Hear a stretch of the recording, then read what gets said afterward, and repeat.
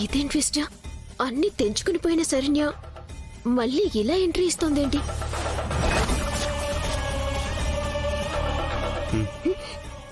పిన్ని చెప్పిందంటే ఏది అవ్వదనే మాటే ఉండదు. ఏమంటావు?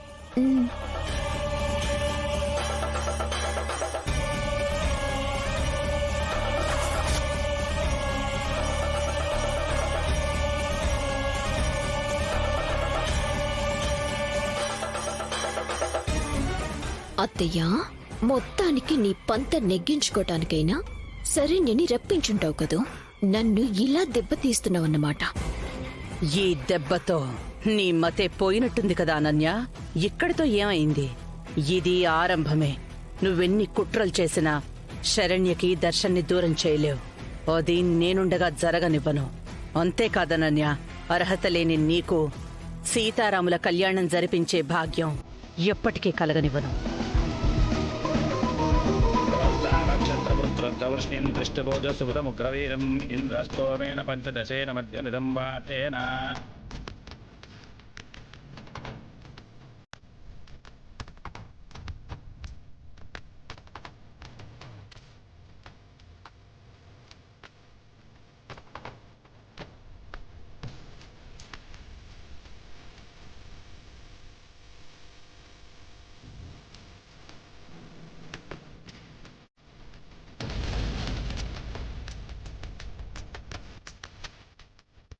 నమస్కారం అత్తయ్య గారు.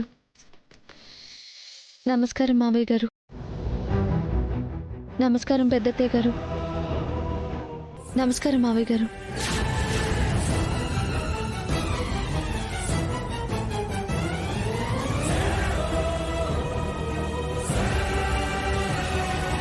అమ్మా, సీతారాములు అలా దూరంగా నిలబడకూడదు. పక్క పక్కన నుంచోబెట్టండి.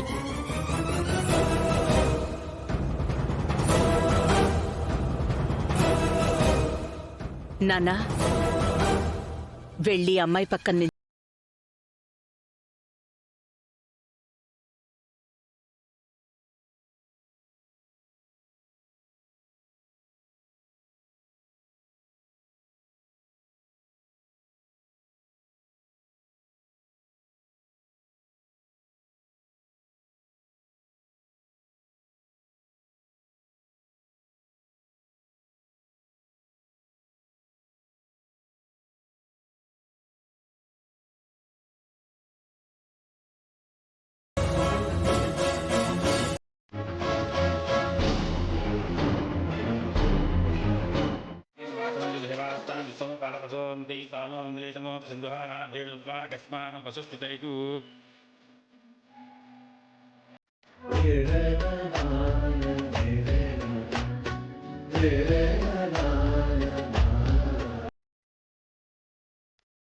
ఈరోజు డివోర్స్ పేపర్స్ని శరణ్యకి ఇచ్చేసి సంతకం పెట్టించాలని కదా అనుకున్నాను.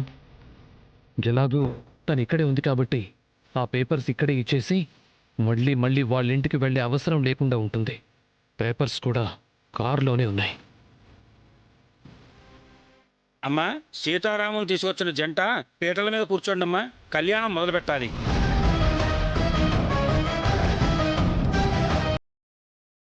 పీటల మీద నేను కూర్చోవాలా?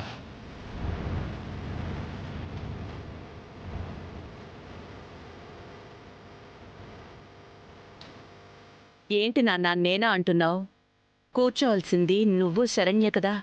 లేదమ్మా, దయచేసి అన్నయ్య వదినల్ని పీటల మీద కూర్చోమని చెప్పండి.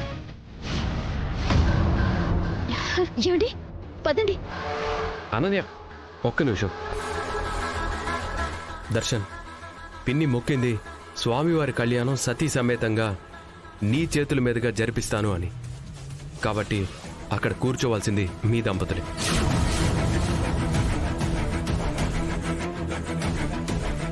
లేదన్నయ్య, నాకు చాలా ముఖ్యమైన పనులున్నాయి, వెళ్ళాలి.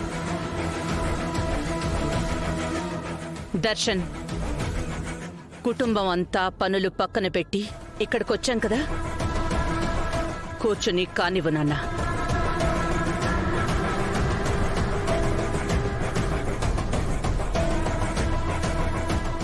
అమ్మ చెప్పిన తర్వాత ఇంకా కుదరదు అనే ఆప్షన్ ఉండదు. సరే, ఇష్టం లేకపోయినా తాళి కట్టి దరిద్రాన్ని నా పీకకు తగిలించుకున్నాను కదా, ఆ నరకాన్ని మరి కాసేపు భరించేస్తే తర్వాత నాకే గోలా ఉండదు. ఎలాగూ డివోర్స్ ఇచ్చేస్తున్నాను కదా, ఇంకే ఉంది.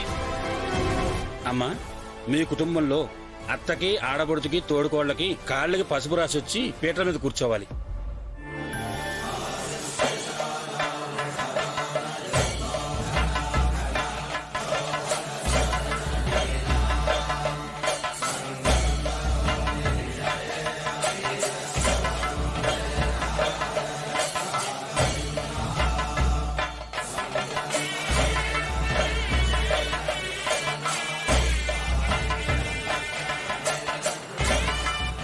శరణ్య, ఈ సీతారాముల కళ్యాణం నేను మీ ఇద్దరి చేత జరిపిస్తుంది.